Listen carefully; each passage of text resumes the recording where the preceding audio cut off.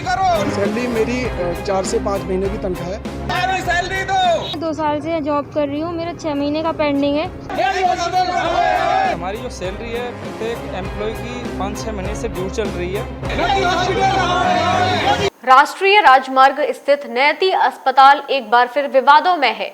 इस बार विवाद का कारण अस्पताल में कार्यरत रेडियोलॉजी टेक्नोलॉजिस्ट व मेडिकल टाइपिस्ट विभाग के सदस्यों का वेतन भुगतान न होना है। वेतन न मिलने के कारण इन कर्मचारियों में आक्रोश व्याप्त है, जिसके चलते कई दिनों से विवाद चल रहा है। आक्रोशित कर्मचारियों द्वारा मंगलवार को जहां अस्पताल में प्रदर्शन किया गया, वहीं अस्पताल प्रबंधन के खिलाफ डीएम को ज्ञापन देने उनके कार्यालय पर पहुंच गए, जहां ज्ञापन डिप्टी कलेक्टर राजीव उपाध्याय को सौंपा गया। इन कर्मचारियों का आरोप है कि उनका 4 से 6 महीने का वेतन का भुगतान नहीं किया गया है, जिससे उन्हें अपना और अपने परिवार का पालन पोषण करने में काफी दिक्कतों का सामना करना पड़ रहा है। साथ ही आरोप है कि उनकी बिना जानकारी के ही रेडियोलॉजी विभाग को पूरा आउटसोर्सिंग कर दिया गया है। इसका सर मेन रीजन यही है कि हमारी जो सैलरी है प्रत्येक एम्प्लॉय की 5-6 महीने से ड्यू चल रही है और पिछले 1-1.5 साल से यही आश्वासन दिया जा रहा है कि कर रहे हैं। मतलब आपकी इस हफ्ते कर रहे हैं व्यवस्था, आपकी अगले हफ्ते कर रहे हैं व्यवस्था, अगले महीने से आपका जो है ना पूरा क्लियर कर दिया जाएगा।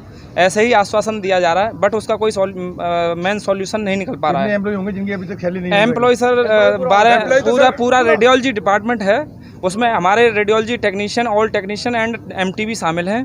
और बाकी जो हॉस्पिटल है, सारा हॉस्पिटल इसी मतलब सैलरी के रिगार्डिंग ही परेशान है।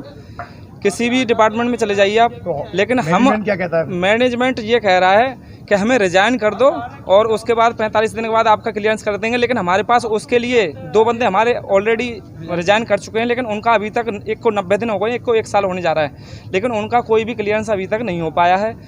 तो हमसे रिजाइन मांगा जा रहा है, बोल रहे हैं 6 महीने बाद तक आपका क्लियर करेंगे।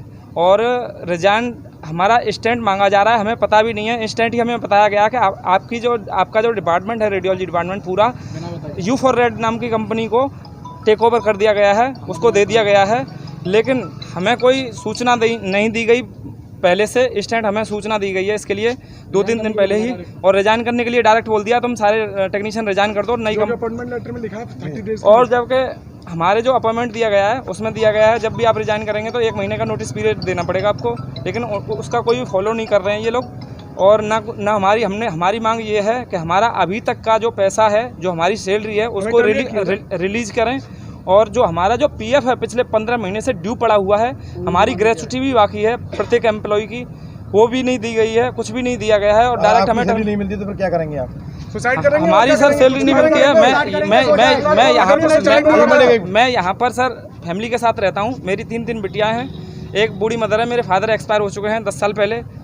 तो अब मेरा तो यही है, मैं बहुत ही मतलब डिप्रेशन में चला गया हूँ, और मेरे साथ कुछ भी हो जाता है तो उसको जिम्मेदार नैतिक प्रशासन होगा पूरा।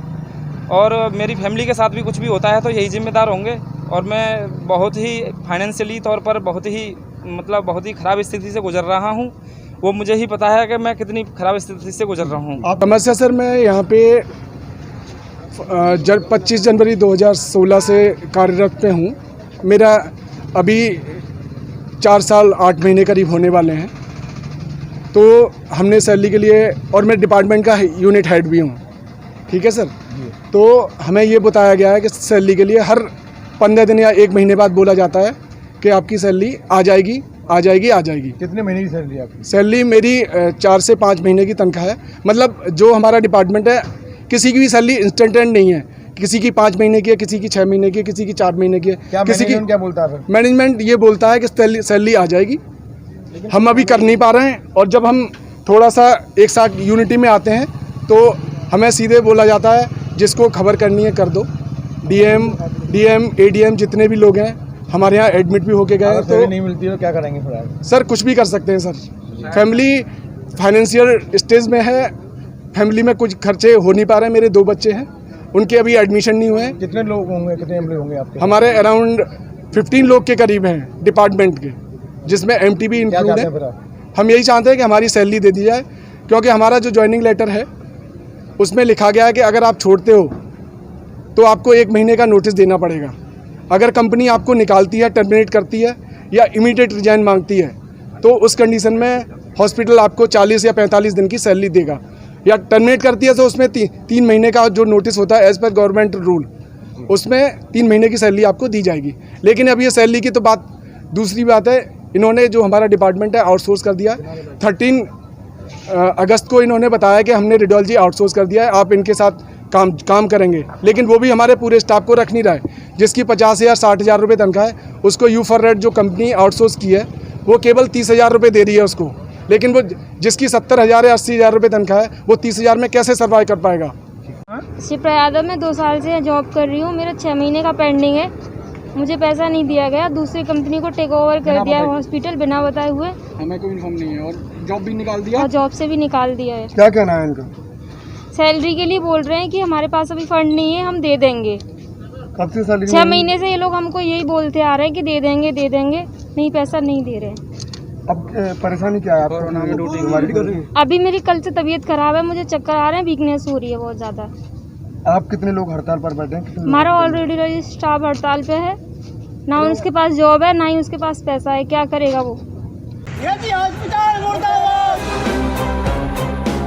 हमारी मांगे पूरी करो, सैलरी मेरी 4 से 5 महीने की तनख्वाह है। हमारी सैलरी दो। 2 साल से जॉब कर रही हूँ, मेरा 6 महीने का पेंडिंग है। हमारी जो सैलरी है प्रत्येक एम्प्लॉय की 5-6 महीने से ड्यू चल रही है।